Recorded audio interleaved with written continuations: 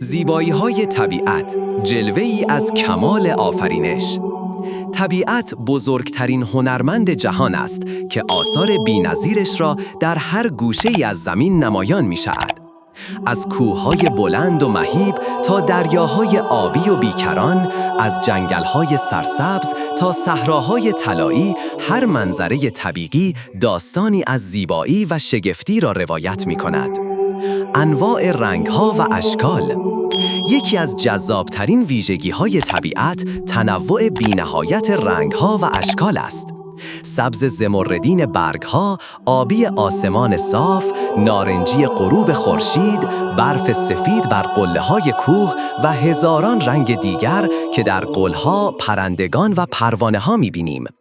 این پالت رنگی طبیعت هیچگاه تکراری نیست و همیشه و حیرت به همراه دارد. طبیعت اصول زیبایی استانی را در بهترین شکل ممکن اجرا می‌کند. ترکیب میان عناصر مختلف، تناسب اجزا، ریتم در حرکت دریا و هماهنگی در رقص برگ‌ها با باد، همگی نشان از نظم پنهان و ظریف طبیعت دارد.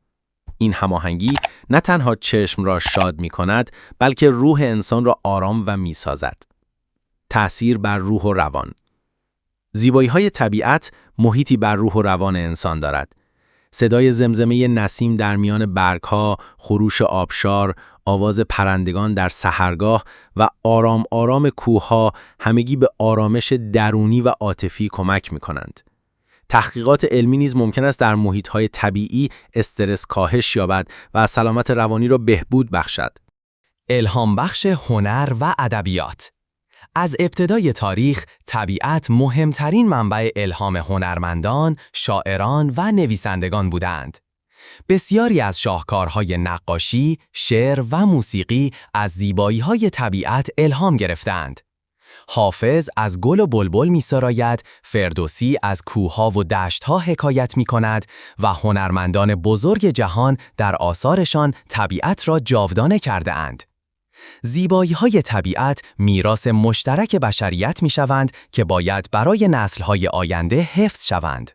تخریب محیط زیست نه تنها اکوسیستم‌ها را نابود می‌کند، بلکه انسان را از منبع الهام و آرامش طبیعی محروم می‌سازد.